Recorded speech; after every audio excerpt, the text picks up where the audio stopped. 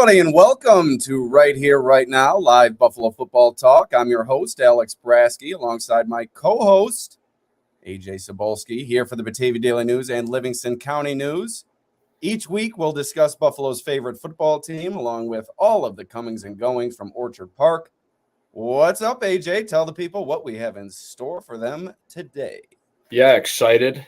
Again, thank you all for tuning in on this fine Thursday evening, our first Thursday show. Very fine Thursday. For very fine Thursday evening, our first Thursday show. So excited to, dive into the stuff we'll talk about today with our two great guests, Matt Bove from WKBW and Nate Geary over at WGR Sports Radio 550.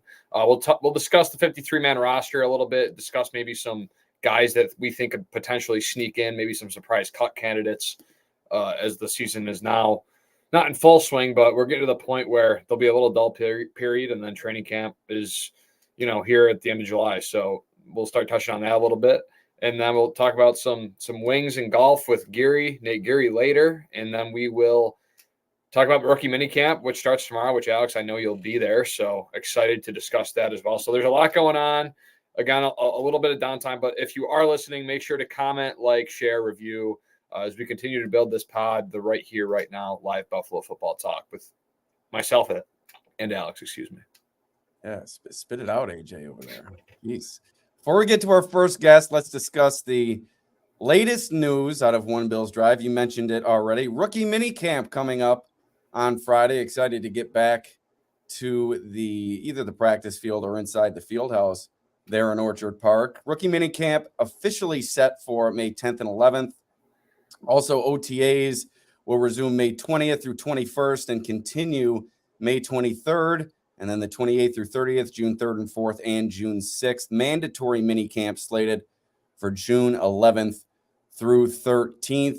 Really excited to see these rookies out in a practice setting for the first time, wearing that Bills red, white, and blue, and really what I'm looking forward to most, obviously seeing Keon Coleman out there for the first time, running around with his teammates, being as expressive as he typically is. Quite the personality is Coleman. But AJ, what are you looking forward to most out of this rookie minicamp? A lot of storylines to watch for. Dwayne Carter coming in, trying to work his way into that defensive line rotation. Cole Bishop, perhaps he'll crack the starting lineup to begin the regular season. Then you have a bunch of later round guys trying to fit in and make their way.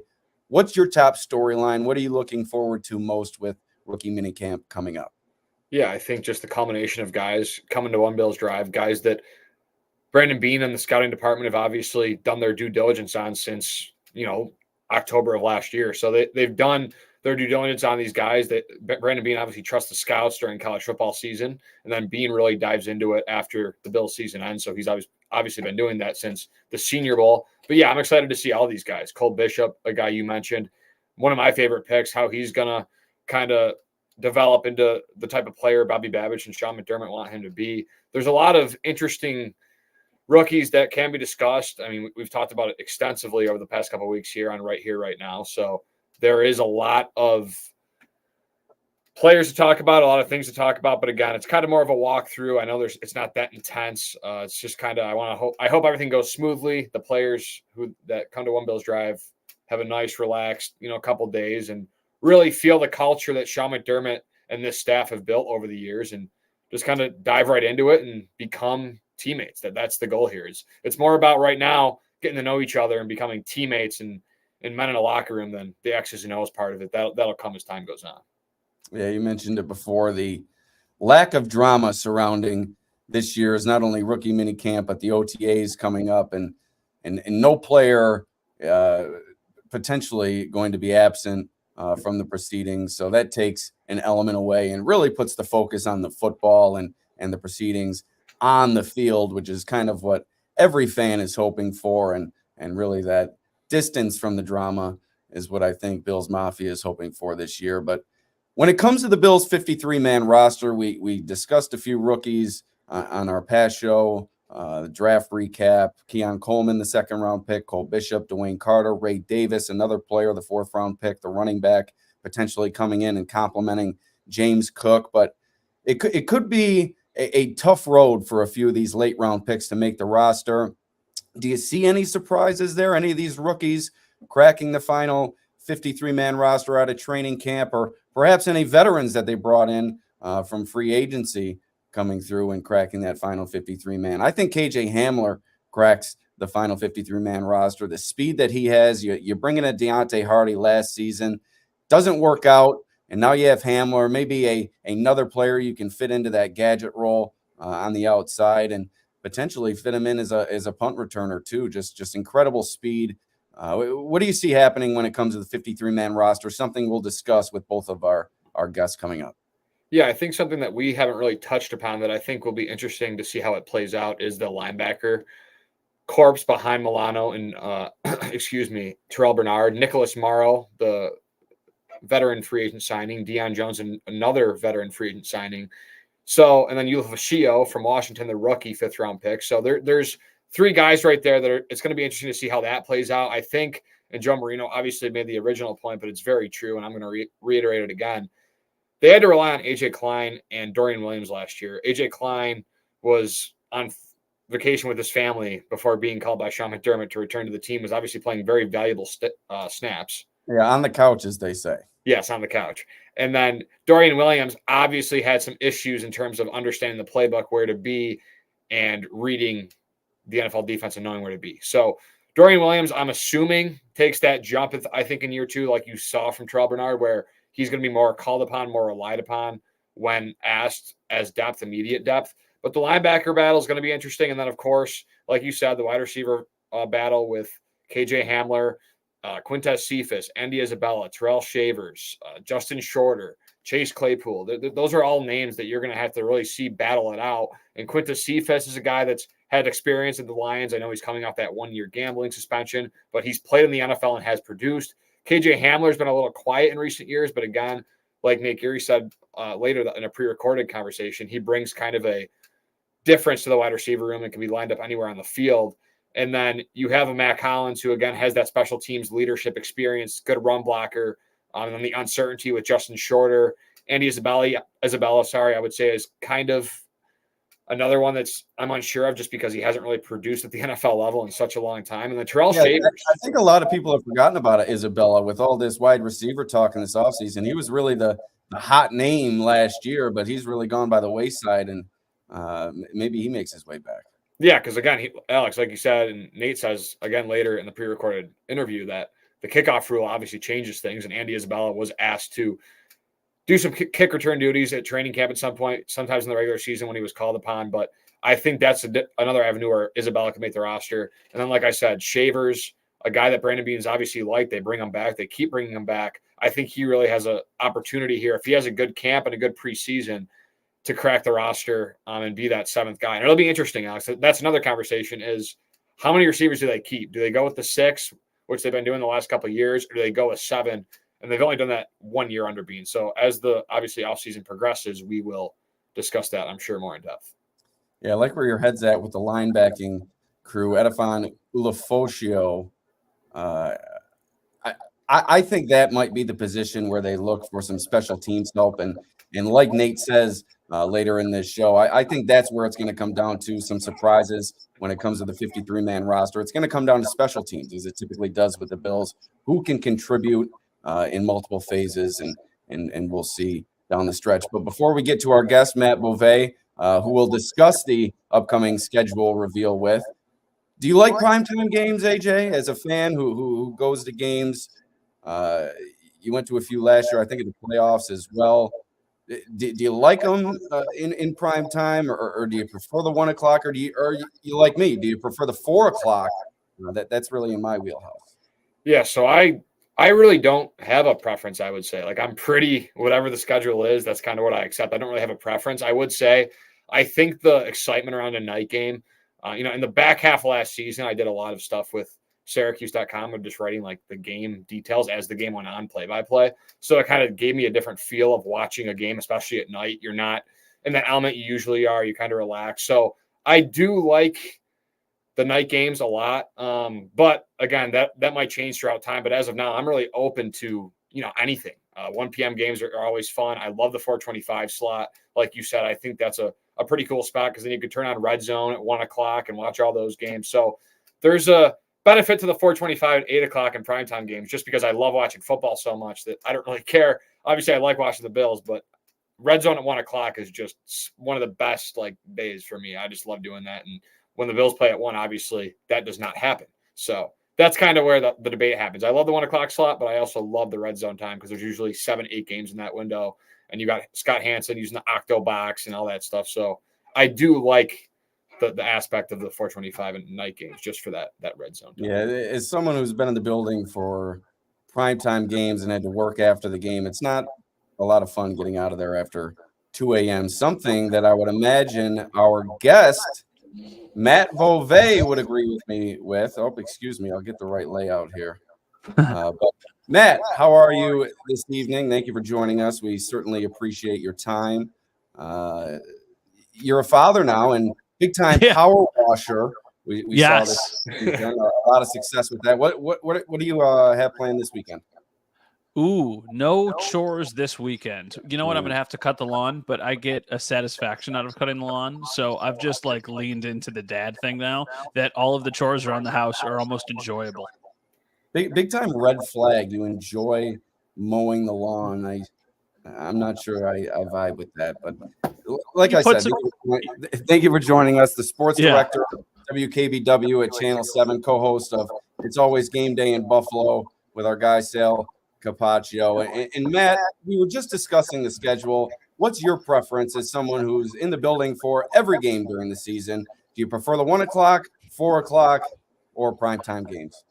On the road, I prefer the 1 o'clock just because then it gives us the most time to do what we need to do after the game. And then it's also usually not as tight of a turn to get back to Western New York, wherever we are, whether it's that we can leave that night or if we've got to wake up the next morning and come back. So I definitely prefer 1 o'clock games on the road. At home, I love the night games. I love the spectacle of the night games. I don't mind having to work until 2 or 3 in the morning because usually that means I don't have to wake up and travel the next day. So I can just kind of chill in the morning. It's a little different now when you have a baby who wakes up at 7:30 every single morning. But yeah, I love night games at home. I love kind of all of the energy that comes with that. I also think the bigger the game, I like when it's at night. I think back to, the Bengals game that didn't happen, the night of Damar Hamlin. That was a big game, and that felt like that needed to be on a big stage at night. So there's certain instances where what I just said about the 1 o'clock on the road games gets thrown out the window, but most of the time when the schedule comes out, I'm going to be hoping for a lot of, okay, standard 1 o'clock game in Baltimore. Great. Get on a flight that night, come home. Don't have to spend another night, but I know that's not going to happen. Yeah, Matt, thank you for coming on, joining us. I've obviously enjoyed all your work, and obviously you had a very big hard-hitting topic with the Keon Coleman situation. So as your phone stopped buzzing with all the interaction you see from that, obviously that went viral, the Macy's extravaganza. So that was a very cool kind of introduction for Keon Coleman, and I'm sure left a great impression on many Bills fans and Bills Mafia members. Yeah, no, it was crazy. The reaction to that, not necessarily a surprise because it was so just genuine and I think relatable for so many people that they loved the clip, but the numbers were absurd. I mean, the numbers on the post alone got 20 million views, and that was before it got aggregated anywhere. Everywhere picked it up. Within an hour, there was direct messages in my inbox from ESPN, Bleacher Report, FanDuel, Sports Illustrated, every outlet that you could think of wanting the video, and then they posted it themselves. So I think that what I thought was going to be a ho-hum, just hey, let's post another video, certainly took on a life of its own. And now 26 Shirts is selling a mug and a t-shirt that have a Cookie Monster wearing a yellow puffy jacket, catching cookies. And I'm like, how the heck did we get to this point? All I'm going to say is if Keon Coleman is good, he is going to be a treat to cover, but he's got to be good. He can't just be fun in press conferences. If he's good, I think people won't get enough of this guy. Yeah, we waited a long time. It was a long night one, and we came up empty, no picks. We got to talk to Brandon Beane. That was it. Second day, we start off with a bang, and then when Keon Coleman comes to Buffalo on day 3, boy, did he deliver. That was a lot of fun. And then you see his expression in the Bills embedded and all that stuff in the pre-draft conversations. The Tiger wish he could comment. This guy just has personality for days. I can't wait to get to know him, but let's shift back to the schedule. That's really the main reason why we brought you in. You and Sal had a long discussion with Mike North, NFL VP of broadcasting. What was your most significant takeaway from that conversation? For me, it was learning that the NFL really leans into storytelling, not only on a week-to-week basis, but when they look to assemble the schedule, they really look to sell the story to the fan. And I found that interesting, an interesting aspect of that conversation. You can find that on It's Always Game Day in Buffalo. But what was your most significant takeaway from that conversation? Yeah, I like the point that you said about storytelling, because I do think that at the root of this is still a television show. This is still entertainment. Like, these NFL games are being broadcast so people can watch it as entertainment and enjoy it. And even subconsciously, there's usually a storyline in their head that they sometimes don't even know that they're watching a game for, but that's what the league is trying to get them to do. It's like, oh, when is Kirk Cousins going back to Minnesota? And Mike North brings up a point. Hey, that's a game that there's going to be a lot of hype around, but we want to get that done early because we want to make sure that, one, he's healthy, but two, it's not overshadowed by a potential playoff race for one of the two teams. It's almost not to the same level, obviously, but when Tom Brady went back to New England, that was an early in the season game. Like, that was one that they could have put out way further down the road, but they wanted to kind of get it over with, and they wanted to do it early in the year when they knew that the momentum was still going to be building and building. So I think your point about the storytelling is an interesting takeaway. For me, I'm always, I think, a little bit more interested in what is going to happen with the Bills schedule, and it feels like very much they are going to get the maximum number of primetime games. If it's not the maximum, they'll probably get 5. 6 is the most. If they don't get 6, they probably get 5, with the potential of another game turning into a primetime game down the road. And I mean, the quote that he said was like, we're not taking our foot off the gas with the Bills because Josh Allen is must-see TV and because of what they've been able to do for the last couple of years. So, we're obviously very close to it because it's the team we watch the most. But I think from the outside looking in, people really love watching the Bills because it's the Josh Allen experience. When he's good, he is as good as anybody in the league. When he's bad, he is sometimes just a train wreck that's happening in front of our own eyes. And that's great television. Yeah, man, spot on with that. And who knows, they could have the 6 with a couple of 425 games on a Saturday game. So there's always mixing and matching, especially towards the end of the season when Saturday games really get underway. But your gut feeling right now, I'll put you on the spot. Where do you think the Bills will open this season and against who? Okay, so math tells us that it is more likely to be on the road than it is to be at home, just because they have the extra road game this year. So they're going to play more games on the road. So it's probably a safer bet that they start the season on the road. Now, I know that there have been instances where teams have played a ton of consecutive years, starting at home, starting on the road. I just, for some reason, kind of get this, and this isn't even really from the Mike North conversation.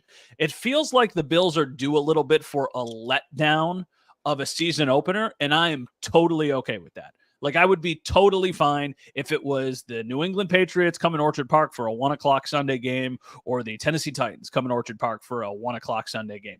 That's what I'm honestly hoping happens, because all of these games that are big time, like you could put the Bills against any of those road opponents and you could absolutely justify it.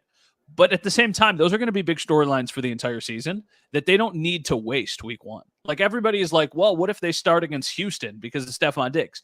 Right. That could totally happen.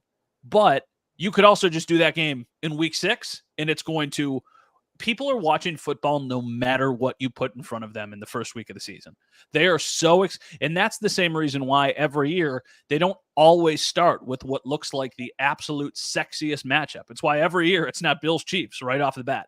There's going to be 45 million people who watch the game anyway. So check a box and say, okay, well, we like the upstart Lions. Like, honestly, Houston is there's a super great chance that they start the season on the road in Kansas City, because it's almost like what they did last year with Detroit, going on the road to start the season in Kansas City. So I would say right now, if I were a betting man, it would be like the Jags in Buffalo for a Sunday 1:00 game. But, that's just completely a guess.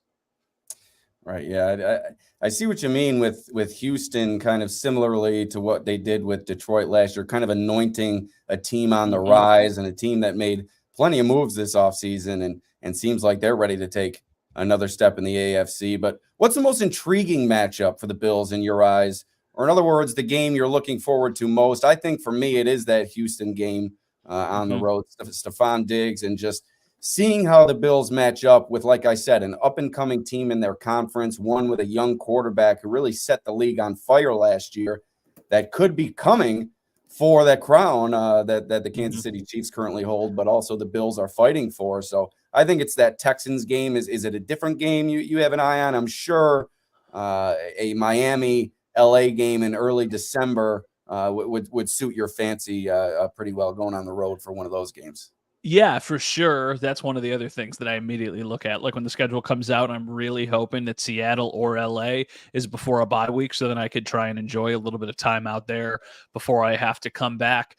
I think the Houston game is probably the one that most fans are going to be the most excited about now. I just have a hard time, even though it's something we've seen so many times, thinking anything but Kansas City.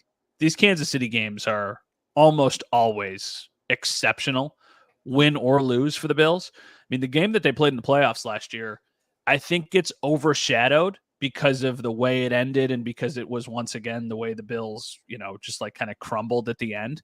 That was a great game. It was a really, really good back and forth football game. And the 13 seconds game is the best sporting event at any level that I've ever attended. So you've got that year. You've got the year on Sunday Night Football when they went into Kansas City and they beat the crap out of them. Then they've got all these games where they win on the final drive with a Taron Johnson interception because of the Von Miller pressure or, some other play that happened at the end. So for me, it's like Houston, Kansas City, San Francisco, kind of in their own tier. And then the next tier after that, I would say, is the Jets and Miami, both of those games, just because I do think that those three teams are the real, contenders within the division. Yeah, there's definitely a lot of talent in the AFC. And I want to ask a quick question about the schedule in regards to the opponents. The AFC South and NFC West, that's the two divisions the Bills play this season. Just your thoughts on the tougher division. What division do you think will give the Bills more problems? You have the Colts with Anthony Richardson, Texans obviously up and coming team. The Jags added a lot in free agency, and then the Titans are the Titans, but they still have Will Levis, who came back and beat the Dolphins to help the Bills advance and win the AFC East. And then the NFC West obviously has a ton of talent as well. So just give me your thoughts on what division will give the Bills more fits this year. I think the NFC West, just because I think of the teams that we have just said, the 49ers are still the best team. Even though you're getting them in Buffalo, I still think of those 8 teams, the 49ers are still far and away just the most complete dynamic team. I think going on the road to Seattle is a really tough place to go get a win. I don't care if Geno Smith is the quarterback. I don't care what the situation is. It feels like they're always pretty good at home. And then the Rams are a team that a couple of years ago, the Bills kind of bullied in that season opener. But I feel like the Rams then were, even though they were coming off of a Super Bowl, were kind of a shell of themselves without Odell Beckham, with just the roster that they had at that point. I think this Rams team is going to be sneaky good this year. So I think 3 of the games for sure are going to be difficult. And I also like the Cardinals more than I probably like the Titans, probably about as much as I like the Colts. Like I'm not, the Anthony Richardson hype is interesting to me because the sample size is so small. So like I hear people that I'm listening to on fantasy football podcasts and like dynasty rankings so in on the Colts. And I'm like, maybe, but I haven't seen anything yet to think that they're just going to once again be good. Like they could be fine. The Colts don't really worry me. Nobody in that division really does besides the Texans. Yeah. Now, one more question about the schedule. What games, matchups or dates do you hope to avoid? We spoke with Nate Geary. He's coming up after you.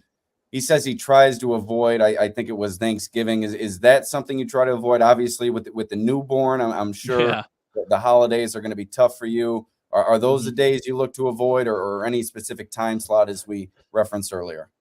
If it's at home, a Thanksgiving game at home, or a Christmas game at home, I think it would be inconvenient, but not like terrible, just because for me, if they play a Thanksgiving game at home, it's in the late window. So it's at 8:00. So you have the entire day to do what you want to do with your family, with your friends. maybe even take a nap, and then try and head down to the stadium at 4 or 5 o'clock. Christmas is the same way. Mike North told us that they don't want to ruin Christmas morning, so they think that they would do like a 3:30, 7 o'clock kind of, or a 3:30, 6:30 for those two games, and that's the same thing. If it was a 3:30 game, leave my house at 1:30, get to the stadium a little bit later than I normally would, but at least you have Christmas morning. If it's on the road, those would be like very detrimental, and I do not want to do that with our daughter's second Thanksgiving and second Christmas, and probably the first one that she's going to remember. So yeah, that would be tough. Black Friday on the road would maybe be the worst of all of them, because then you're traveling on Thanksgiving. So that would stink. Besides that, though, just go Dom and Bree Road Show. Yeah, just go full send. There you go. Yeah, it's tough. It's funny because I say like, oh, it would really suck, but at the same time, it's also maybe the most fun part of the job is going to going to the games and going on the road. The one this is not like a woe is me thing, but everywhere they are going this year, I've actually covered a game at before. So I don't get to check off. I'm like staying at the same amount of stadiums, which is totally fine. But like then you got guys like Capaccio who have problems here. Yeah. Oh, absolutely. And I totally realize that. But like Sal, I think has been to every stadium but Vegas and San Francisco because that was the COVID year. I'm not even close to that. I'm at like 20 something. But yeah, listen, amazing. I'm going to be at as many games as humanly possible, and I'm very fortunate that I get to do that. Yeah, it is fun traveling during the holidays for games. One thing I remember, I think it was the Patriots game around Christmas a few years ago, just being in the city of Boston. And first of all, the discounted hotel rates. Second of all, you can walk around and it's like a ghost town. It is unfortunate that a lot of the bars and the restaurants aren't open, but at the same time, just walking around such a historic city with nobody else around, it was quite the experience. But yeah, I am not in favor of holiday games, especially Thanksgiving. That's probably my favorite holiday with the feasting. But yeah, that's certainly not something I look forward to. But I will say, sorry, I didn't mean to cut you off. Not the best game that I've covered because that was 13 seconds, but very, very, very high on the list is the Dallas Thanksgiving game. So that one, to be at that because of the stage, almost felt like the Bills arriving. And to be there for that was really cool because I think we all kind of felt like after that game, like, whoa, like they might be onto something here. Like they might not just be good. They might be really good for a really long time. And I've also never seen Miami at the end of last year was a little bit like this, but just the pure excitement and joy from the team after the win, even though it was a regular season win. I remember standing in the hallway and those guys like Jordan Phillips and Shaq Lawson and Trey White walking off the field in Dallas and screaming.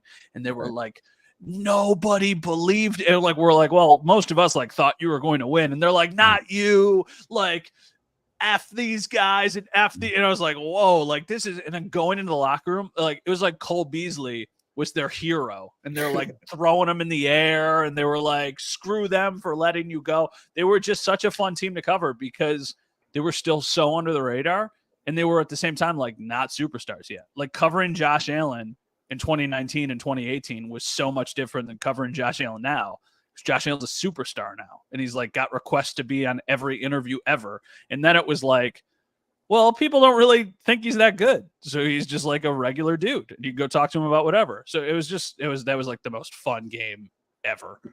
And like Tim Graham says in the paragraph factory that AJ and I are in, and the video factory, I guess that you're in, you want to be there for the genesis of the story. You want to tell it kind of from start to finish. And you certainly got that opportunity being there for that Thanksgiving game in Dallas. AJ, what do you got for Matt before we get him out of here? Yeah, I just wanted to say that Thanksgiving game, the throw to Cole Beasley in his own end zone, Josh Allen backed up, was probably stupid.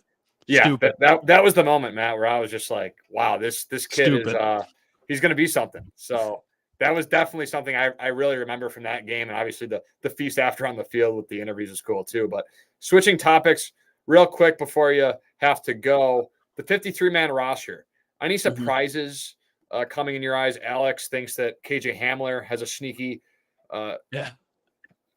opportunity to make this 53-man roster. I'm really unsure. I think the linebacker spot, it's just so early. I think the linebacker spot is going to be interesting. And then obviously all those receivers that are packed up 4 through 7, 4 through 9, 4 through 10. So just where are you at? Any sneaky roster ads that could join this roster this fall? No, nothing like specifically position wise, just because I feel like at this point, there's still going to be changes. Like they have to bring in more people just from a strictly numbers standpoint. But once they clear up that extra money, I think I'm going to be interested to see how they spend it. Is it with a pass rusher? Is it with a wide receiver? Is it with another defensive lineman? So, like you're scrolling down the list right now, it feels like Quentin Morris is a name that we've just kind of assumed will be on this team over the years. Are they going to keep 3 tight ends for sure? Are they going to bring in another name? I don't know. Tommy Doyle's another one as you're scrolling down here. Tommy Doyle has just continuously been injured, but was trending in a good direction before he ever got injured. I don't think it's a hot take anymore. I don't think it's a certainty that Damar Hamlin makes this team. I think that they've got other safeties now that are younger and might have more upside. I just don't think they could have ever moved on from him last year, but I don't think they absolutely have to keep him this year unless he definitely earns a job. After that, I mean, it's like, does Deion Jones make the team? Probably, but I don't know. I mean, there's the guys that are locks. There's always a surprise offensive lineman or two that's cut. Like you're getting to Will Clapp right here. When they sign Will Clapp, it's like, oh yeah, that guy started a lot of games in this league. That's a good, smart veteran signing. But then they also go out and they draft a couple people. Do they take the experience or do they take the upside? And then, like, I don't know about Casey Toohill or Dwayne Smoot, right? Like those guys. That's who Nate said, and I'm giving something away. Forecasting here down the road. He said Casey Toohill. Keep an eye on him for a surprise cut. Yeah, I mean, it's just like another player who has some upside and who has a little bit of productivity in the league. But what if they decide that they like somebody younger? Or what if Javon Solomon knocks their socks off this summer? Or what if they're like, hey, like this is our only way of keeping Kingsley Jonathan if we move on from Smoot or Toohill? So there will be surprises. It's just probably a little bit too early to guess them. The one thing I will say, though, to Alex's point, the way they've talked about KJ Hamler and the void that they have on their team, it feels like a little bit like Tavon Austin a couple of years ago, where there was a legitimate chance. I think at this point, when we're doing this now, people thought he would make the team, and even getting into training camp, it was like, oh yeah, I could see like a world where Tavon Austin makes this team. He ultimately didn't, but that's kind of how I feel about KJ Hamler. They don't have really anybody with a ton of speed who can be a vertical threat, and that's like all KJ Hamler can do. So maybe that'll work out. Yeah, and I think Tavon Austin really was on his way to maybe cracking the roster, and then I think he sustained a groin injury or something of the like, and some injury struggles kind of hampered his ability to make the roster. But Matt, we really covered a lot. Really wanted to get to the schedule stuff. Being so close to the conversation with Mike North. And is there anything we left out? Anything you want to add, or how's the golf game? You're a dad now. I'm sure you can't get out as often as you'd like. But wrapping up, final thoughts and share whatever you have coming up on WKBW, and it's always game day in Buffalo. Well, thank you. I appreciate you guys having me on. I know the podcast is still relatively new. So what am I, like, guest? Like, am I in the top 10? Like, am I in one of the first 10 on the podcast? That's cool. I think you're number 6. I think you're number 6, if I have that number. Who is correct. This won't offend me. Who was the first call? Who was the first guest? We had to feed his ego. It was Perino. That makes. Hey, listen, I think that he's outstanding. So that totally makes sense. He is, and he was, and he also was a big help to AJ when he first started in this business. So we thought it was only fitting to have him on. The best Matt in the media room for sure that you had on. No, it's just it's going to be for things when we think they're going to get quiet, they don't. Obviously, we're doing this and rookie minicamp is right around the corner. And then after that, it's like, okay, then you've already got workouts that are happening in a couple weeks. You've got the Bandits playing in the NLL championship games. So we've got that covered for you over at Channel 7. And then after that, it's kind of like, okay, let's unwind for a little bit in June. Let's recharge the batteries a little bit, and then let's get going for training camp. So we're going to do a mock schedule episode on It's Always Game Day at Buffalo before the schedule comes out. But we have to time it right because we'll probably start to get some information early in the week, like right when the schedule. So the schedule basically will be sent out to the teams, and then they'll start to announce a game or two each day on the morning shows on all their partner affiliations. So like Good Morning America, Today's Show, CBS This Morning. So we have to kind of do a mock schedule before that happens, because then it could potentially throw a wrench in everything. And then, schedule day to me is like, it's like I'm a mad scientist. I've got like a wall and I've got Post-it notes everywhere, and I'm following the things that I've heard and the leaks that I've seen, and I'm like connecting the strings to all of them. And it's like, even though we already know where we're going, it to me is just so interesting and so fun. So yeah, it's going to be a lot of fun. It's always exciting covering the NFL. The cycle never sleeps. Yeah. Matt Bove, Channel 7. It's Always Game Day in Buffalo. Thank you for joining us. Thanks for carving out some time, and we'll see you tomorrow. Thank you, Matt. Thanks, guys. Appreciate it. Cut him off there, but much thanks to Matt. Great conversation with him. Learned a lot about his conversation with Mike North. I had listened to it previously, but just hearing him break it down and the various aspects of it, I really found that storytelling aspect intriguing. The Bills are an easy team to tell stories about. They have an underdog quarterback. They have Keon Coleman, the great personality. You have Sean McDermott becoming a polarizing figure in the NFL community for various reasons. And you have the Bills, one of the most polarizing teams in the league, still in search of its first championship. So I think there's a lot of stories to be told on this team, and I can't wait for them to be told. I just hope that we get some manageable scheduling when it comes to primetime games and holiday games. I hope the players, the coaches, and also us in the media aren't stretched too thin this season. Yeah, I'm excited for the schedule. It's honestly one of the biggest, most fun days for me, just because I love to see, where the Bills are playing in primetime in their schedule. Like Matt said, feels like a rocket scientist putting these things out all over the place. But yeah, I really do. It's like the meme from It's Always Sunny in Philadelphia. Charlie Day, he's got the cigarette and the whiteboard, and he's like pointing to it. It's kind of like that. It's just things are all over the place, all the moving pieces. It is fun to follow, but boy, it is chaos. Yeah, there's always storylines when you have Josh Allen, and I'm sure again there'll be a lot more this season. So we'll see how the year shapes out.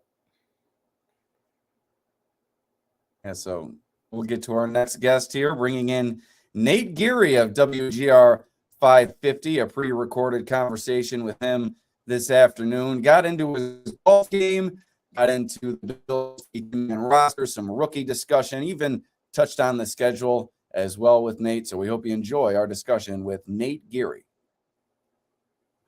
All right, time to welcome in our next guest, Nate Geary, Buffalo Bills pregame, halftime, and postgame and pregame show. He does really the whole gamut there on WGR 550. A scratch golfer with a body like Fred Couples. Nate, thank you for joining us. You can follow him on X at Nate Geary Sports. Are you questionable for your Saturday morning foursome? How's the neck? Neck's struggling, man. And I am not a scratch. I wish I was a scratch. I'll take my humble 6 and go home with that. But we like to butter up our guests here right now. Listen, I appreciate that, but I know Twitter. I'll have 5 of your listeners DMing me about wanting to play 1v1 since they heard I was a scratch golfer.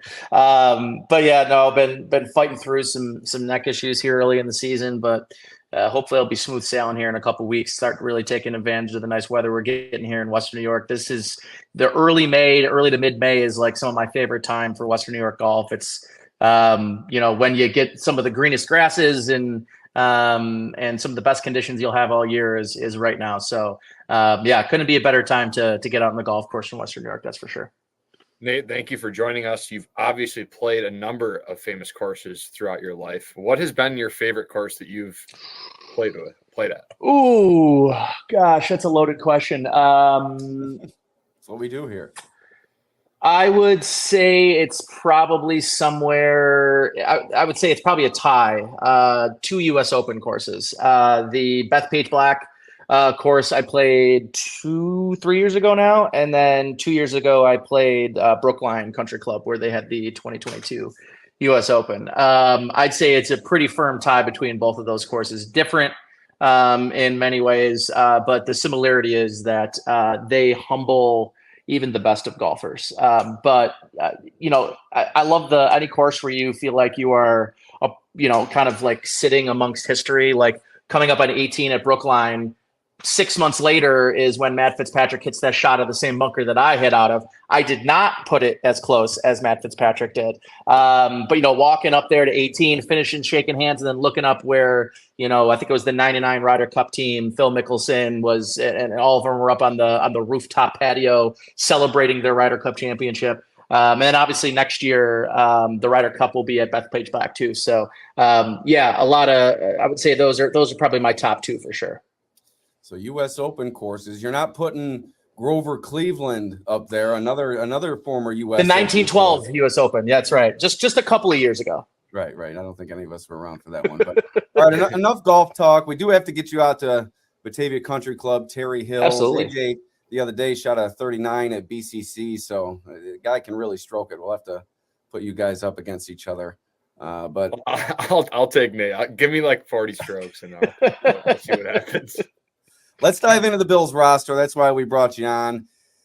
53-man roster projections. You're starting to see them surface on social media, and a good time to talk about it with rookie minicamp coming up, OTAs about to come back around. Do you have any surprises you see making their way out of training camp with a jersey? I'm sorry to say it, but I'm going to go with Chase Claypool. I think the upside that he presents, I know he hasn't done it in many years, but this will be the first time he's playing with a legitimate quarterback since Ben Roethlisberger early in his Pittsburgh career. If he and Josh Allen can kind of mesh together and create that chemistry throughout OTAs and training camp, I think it's going to be Claypool. But do you have any surprises in your mind when it comes to the Bills' final 53-man roster out of training camp? I maybe not a surprise make as much as maybe a surprise cut. Casey Tuhill's a guy they went out and signed this offseason, but obviously is a position that they, addressed later on in the draft in the 6th round. Solomon Kidd out of Troy, who's, one of the more productive players in college football over the last 2 years, leading the NCAA last year in sacks. And obviously that, they've used free agency to fill the position. They brought back Ajay Epinesa. I don't know that they have that top end player at the position. But Casey Tuhill's a kind of that effort guy, doesn't have a lot of, he's not a double digit sack guy, or hasn't been over the course of his career in Washington. But I think to me, it's so tough when you try to do roster projections, 53-man roster projections in May, because I like to think of sort of the things that maybe some of the things that lied to us during training camp last year, which was, I thought Khalil Shakir had a very poor training camp last year, and really found himself buried on the depth chart for the first 3, 4, 5 weeks of the season. And then, we saw his game elevate. We saw his role increase. I think I said it was like maybe 12 snaps week 1, and then led the team in snaps over the last 3 weeks at the wide receiver position. So I think even with the guys that really impress you during training camp, it doesn't necessarily translate over into if or when they make the 53-man roster success on the field during the regular season. And I think equally as much, the guys that struggled during training camp aren't always the players that they appear to be during training camp. So I always look forward to training camp and mini camp season. But you tend to get a better feel when you turn the game film on and you get preseason action, where I thought Shakir played well in the preseason. He just didn't really particularly play well down to down, rep to rep in practice. So for me, that defensive end position is, I want to stop short of calling it deep because I don't think it's particularly top heavy, but I do think there are a lot of bodies there. And I'm sure there will be a surprise veteran cut with sort of the pieces that they brought in to supplement the top 2, which of course, Greg Rousseau and Von Miller. Yeah. Khalil Shakir is a perfect example, Nate, of a guy that came in his rookie season, struggled in the run blocking aspect of his game, rarely saw the field. Then again, last season, like you mentioned, I think in the preseason and training camp struggled a bit, and then you see his run blocking develop throughout the course of the season, which then led him to more opportunities on the field, took full advantage of it. Another guy that the Bills kind of brought in for that same role, Matt Collins. There's a lot of debate around him surrounding if he's a roster lock. I put out something on Twitter, and a lot of people mentioned KJ Hamler, which, again, KJ Hamler did not play a snap last year and has only played 10 games in the last 3 seasons, compared to a Matt Collins who's seen the field in 30 games in the past 2 seasons. So, again, a big difference there. So maybe talk about that intriguing wide receiver 4, wide receiver 5 camp battle. And then on a scale of 1 to 10, once you answer that, if the Bills season started today, how confident are you with the Bills wide receiver? Yeah, it's intriguing. Sort of like, am I going to choose between, grape nuts and Cheerios? It's not very sexy, but it'll get the job done. It'll keep you full. Lots of fiber, right? That's kind of what this wide receiver room, sort of screams to me. You get older, Nate, you need that fiber. That's right. The fiber plays an important role in digestion. You want to have the right bacteria in the stomach, right? These are all things you start to think about when you get older. And that's right. The special yogurts. Right. I think that it's not a particularly overwhelming or overwhelmingly intriguing position from the fact of, are good to great players not going to make this roster? I think the conversation is interesting around KJ Hamler because he seems to be appearing a lot, whether it's team videos that they're posting.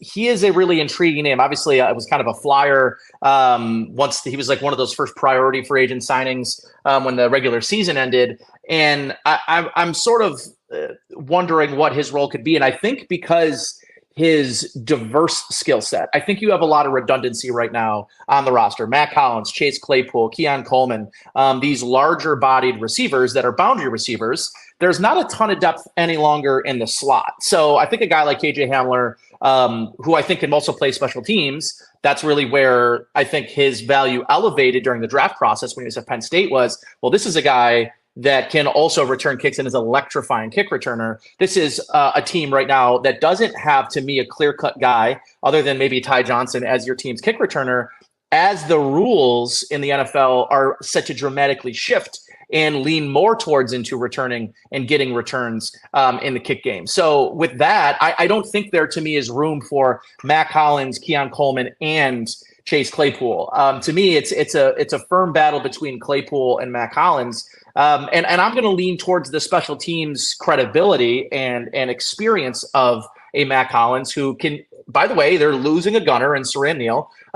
So I do think that they're going to need somebody in that gunner role. And Chase Claypool does not really, and again, and I said this the second the signing happened, you are talking to one of the biggest Chase Claypool proponents coming out of the draft. Is a guy that I really wanted the Bills to target. Amazing college career at Notre Dame. And if anyone knows me, knows I'm a big Notre Dame fan. Loved Chase Claypool. That ship has sailed for him as a pro, because he's not walking off the bus and is your first or second best receiver anymore. And if he's not your first or second best receiver, well, then he needs to be a special teams ace. And I just don't know what evidence anyone has over the last 2 or 3 seasons that screams to you that Chase Claypool is the type of effort, hustle, heart player that will be required of the person that makes the team in this role to play special teams, when that is exactly who Matt Collins has been his entire career. So that battle for the bottom of the room, I think, is interesting, maybe short of intriguing. But I think there is a lot of redundancy on sort of the outside there. And then as for and you said the sort of the state of the position, right? As it stands, 1 to 10, how confident? If it started today, probably a 3 or a 4. And that's not to tell you that I hate the position or that I hate the Coleman draft pick. I like Keon Coleman. I think that there's a very interesting route to where or how he might be successful early and how that might change year 2, year 3. But I do think that he's a very interesting piece in this offense. I like Khalil Shakir a lot. I like Curtis Samuel. I don't exactly know what you're getting in a 27-year-old Curtis Samuel after a couple of years of sort of down play in Washington, again, albeit with bad quarterbacks. I think the quarterback with the most touchdown throws to Curtis Samuel is Kyle Allen in his career. If that doesn't scream, that's a guy that has not had a real chance to play with elite quarterbacks.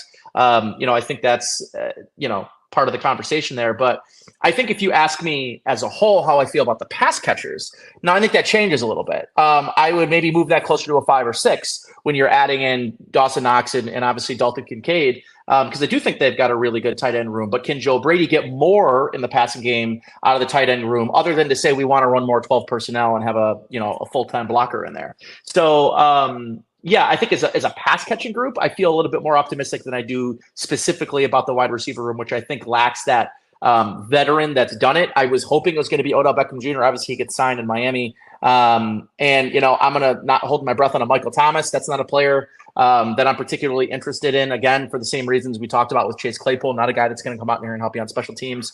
So then who is it? I don't think that guy exists. Maybe it's MVS. I think they do need another speed element, a downfield backside 9 guy that can at least strike a little fear in defenses, because that is a throw that Josh Allen and very few other quarterbacks are capable of making as a 3rd or 4th read, is the backside go route. And he can do it and has done it sometimes to a fault. But I think you always want to keep that safety valve in an offense. And right now, I'm not sure that player exists on the roster. It's an interesting way of looking at the wide receiver room through a special teams lens. And it's a good way to look at it. You lose a Saran Neal, you lose the number of special teams contributors that they did from a season ago. You're certainly going to have to replenish in that regard. And it will be interesting to see how Keon Coleman fits in. Will he get the number of targets everybody's expecting? Will it take him a little bit to catch on? So a lot to stay tuned with in terms of the wide receiver room. One thing's for sure, if Coleman doesn't fit in with the Bills on the field, I think he's got a career in media or comedy perhaps ahead of him, or perhaps as a Popeyes cashier. I mean, we saw that on social media this weekend as well. But moving on to the rookie class, which of these first-year players excites you most with rookie minicamp coming up on Friday? We'll be there at One Bills Drive. Is it Coleman? Is it a late-round guy like a Cedric Van Pran Granger? I like Van Pran Granger. I think he can challenge for a starting spot, maybe left guard or center out of training camp. I'm not so high on the David Edwards, Connor McGovern situation. McGovern's never played center in the NFL. Edwards, a recent injury history and didn't get much time last year outside of his role as the jumbo tight end. So I think you're expecting a lot from two players in new roles. And I think Cedric Van Pran Granger could sneak up and be waiting in the wings there. Yeah, at the center position, I definitely agree with that. I think at some point he starts games. His resume speaks for itself. First team, second team All-American last year, first team All-SEC the last 2 seasons, started 44 straight games, captain in his last 2 seasons. Is a player that really checks a lot of boxes. And I think it was John Ledyard that put sort of with Van Pran that the draft process wasn't particularly good to him. Short arms, didn't test particularly well, but you turn on the film, he's a guy that is constantly downhill, great player, a great leader. So yeah, I think for me, that's definitely somebody I'm looking at. To me, at first, I think a lot of people, once you shook off the fact that they didn't take a receiver in the second round, and they didn't do the double dip like maybe a lot of people had hoped, I like Cole Bishop a lot. I think his game reminds me a lot of Jordan Poyer early on, a guy that can play the box, can play the deep, can play deep half, can play deep middle, can play cover 3, cover 4, cover 2, and then be a box defender. And I think he's going to push Taylor Rapp for a starting position right away. And it would not shock me at all if the versatility between, Bishop and Mike Edwards maybe even elevates the safety position a little bit over what they had last year, just based on the injury history and the on and off play of Micah Hyde. And then obviously I think a very reduced version of Jordan Poyer last year, where they ran more dime looks out of necessity, moving Rapp into that deep safety role. And I really like that a lot. If you're swapping out Cole Bishop for Jordan Poyer, you're sacrificing, 10 pounds, but I think you're creating more versatility. What he was able to do during the Senior Bowl was really elevate, I think, his draft stock on what he was doing in coverage and man coverage and zone. He can do both of those things. And to me, it's also him as a blitzer. That's why I like him a lot in potential dime situations. That's where you bring Rapp on the field, have him play as your second linebacker. And we know that at least the version of the defense that Sean McDermott called, by the way, I do think Sean McDermott's going to call defense again next year. I don't have any insider information. I think it's an inkling. I think he got the itch. I think he was very juiced up about doing it. And I thought they had great results short of being down to their 5th and 6th linebacker in an AFC divisional game against one of the greatest tight ends ever. I think if they were going to make that move, I think they would have already announced it already that Babbage I agree. would be calling the plays. I don't think they'd be waiting to announce that Babbage is going to be the play caller. I totally agree with that. And I think with that, Bishop maybe represents a player that can really thrive in the blitzing role on third down there as well. So to me, the versatility, the ability to stand up on day one and start, and then obviously I think right away, even if he doesn't win a starting job, I would be surprised if he doesn't. That special team prowess right there is the kind of player that I think you'd look at and making an impact right away. So I'm very excited about the pick of Cole Bishop. Some people thought it was a reach in the second round. Some people saw him as a third-round player. But I think, all the reviews that I've heard from people that I respect and follow and watch a lot of film, all really like the pick, especially from the versatility and, the coach that he's paired up with, who is, kind of a defensive back whisperer. Yeah, Cole Bishop, Nate, along with me, was my favorite pick. I, saw him at the Senior Bowl in Mobile. Like you said, he really upped his game and level of play there and really showed NFL scouts and executives who he truly is, the versatility, obviously off the charts.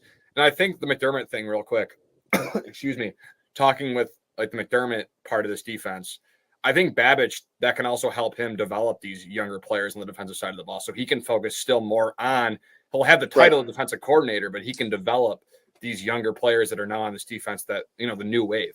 So along the lines of Cole Bishop, who do you think has more snaps this year? And this might be an easy question because obviously now I know you're very high on Cole Bishop like myself, but Dwayne Carter or Cole Bishop, who has more snaps in 2024? I think Cole Bishop, and I think it's strictly because of the position that he'll be playing. I think it's going to be hard to take Bishop off the field. And I think if you're moving him from safety into the box, he's still staying on the field. I think there's a very good chance that he's a 3-down player, where Dwayne Carter, like him a lot, that's the position even the best player on that defensive line is going to be in some level of rotation. So because of that rotation alone, I do think that gives the leg up to Cole Bishop. But I am excited from, again, another guy at the Senior Bowl that I think helped his draft stock considerably. A high motor player, a guy that really, I think, can stand out in pass setting downs. I really like him maybe coming in for a Daquan Jones on third down, and having him and Ed Oliver in the middle really excites me. I think Carter's going to have also a role right away as a complementary rotational piece, and I think his role grows throughout the season. But I think it's going to be very hard to keep Cole Bishop off the field in any capacity. Now we're all waiting the NFL schedule release to shift gears here from personnel to more grand scope discussion. A lot of people thought it was going to be this week. Instead, it's going to be next week. And when you look at the Bills' 2024 opponents and potential game dates, is there anything from your perspective as someone who has to do the pregame, do the halftime, do the postgame, any dates that you're looking to avoid? Do you like the holiday games? Would you rather go without those? More Sunday 1 p.m.? What's a perfect schedule for Nate Geary, the pregame, halftime, postgame show host? Never Thanksgiving ever again. I would prefer to never have a Thanksgiving game if I could help it. So for me, I like Sunday 1 o'clock games a lot. Gets me home by 8 o'clock. I can watch the night game on my couch, which I like. And I just kind of love the vibe that a 1 p.m. game, especially in September and October, have in Buffalo. When you get to the stadium, you got everybody tailgating outside at the kind of the quiet before the storm when I'm in the stadium. I love the 1 p.m., the vibe of the 1 p.m. games. But I do think those are largely a thing of the past. It wouldn't surprise me again if they have 2 or 3 of those, and then they got a bunch of 425 windows and national windows. Even when they're not playing prime time, they're a team that they end up playing a lot in that national window. 425, Tony Romo, you know the drill. So for me, I'm not a huge fan of Sunday Night Football. Love Monday Night Football. I can do a Monday night game all the time. Hopefully they get stuck again with just one Thursday night game, a bunch of Monday nighters, and maybe 1 or 2 Sunday nights. And please, oh please, what I love to get Bills Jets on a Monday Night Football early in the season at home. That would be a nice. I've turned my attention and my hatred towards Jets fans as it's like the enemy of your enemy is your friend. And that's how I've now started to view the Dolphins, because the Dolphins can't beat the Bills anyways. So why are we pretending? Well, what do we have to be so threatened about and hate Miami Dolphins fans other than their weird obsession with their quarterback, which is not much unlike Bills fans. A lot of Bills fans are obsessed with Josh Allen, but he's pretty good and has won a playoff game and so on and so forth. But to me, the idea in this conversation around the New York Jets that happens seemingly every year, definitely the last 2 years, that they're now, firmly in the Super Bowl window, it to me is laughable. So give me them early. Let's, have a Josh Allen bounce back game, a nice slap in the mouth for them would be great for me. So I would love a week 1, week 2 Monday Night Football Bills Jets at Highmark Stadium. That would be chef's kiss for me. So along those lines, Nate, my next question for you is, can the ghost of Aaron Rodgers' past reclaim his MVP level and make all the Jets fans' dreams come true? Because, again, I think, in my personal opinion, last season going into it, I thought the Jets were the biggest they were the team that could dethrone the Bills in the AFC East just because of that defense. And now they add Mike Williams. They have Garrett Wilson. They got Malachi Corley, the yak machine. So do you think with that defense and Rodgers playing at a above average level, the Jets have the best chance of dethroning the Bills in the AFC East? AJ, I can't believe you didn't mention their 36-year-old all pro tackle that hasn't played at that level in like 5 years, or I don't know. Like, to me, they did get Hassan Reddick, and that's a nice move for them on the edge. Because they used a first-round pick last year on Will McDonald, who played half the season, was a healthy scratch for the rest of the time because he was a bad first-round pick. To me, no. I mean, Rodgers was not good the last full season he played in Green Bay. They missed the playoffs. To me, sure, he was injured, or he had an injury to his thumb or whatever. But to me, at 40 years old, he's banged up, coming off of an Achilles injury, which, to no one's surprise, he didn't end up finishing the season in a playoff run for them. As someone that used to be a big Rodgers fan, I don't think this is the same player that, and I know he won an MVP 2 in a row not all that long ago. Father time comes quickly. And especially when you get to 40, 39, 40, 38, 39, 40 in the NFL at that position, the drop-off happens pretty quickly. Just go back in time to all the greats. Joe Montana, obviously concussion issues, but that game dropped quickly. Towards the end, it started to get ugly for Jim Kelly. It started getting quite ugly for Tom Brady, frankly, at the end, did it not? With Pro Bowl level receivers on the outside and a very good offensive line in front of him. So no, I don't think he's going to return to his MVP form. I think he will still be the best quarterback that it's been in a Jets uniform for, since Joe Namath, but not saying much. Right. I mean, you could put John Kitna, the ghost of John Kitna, in there, and he'd probably feel pretty good about that too. So, right. I mean, so I think for me, are they a legitimate threat in the AFC East? Sure. Are they a Super Bowl threat? Absolutely, unequivocally, no, they are not. They are, to me, not even in the top 7 in the AFC. That's still a team that's going to require their defense to be a top 2, top 3 unit to win football games. And defense is consistently the mountains and valleys thing. You can get your highest highs, but it's the hardest thing to sustain year over year is to have a top 1, top 2 defense. They've been incredibly healthy on the defensive side of the ball. They did get a little bit better on the offensive line. But I think, to me, that's a team that wide receiver room does not scare me. Mike Williams, I don't know. What's he look like after an ACL injury? He didn't look particularly fast before it. I like Malachi Corley a lot.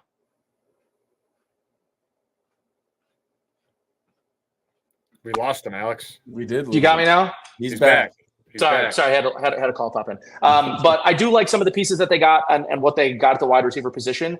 But outside of Garrett Wilson, Allen Lazard, I mean, I don't know. I'm not particularly worried about that room.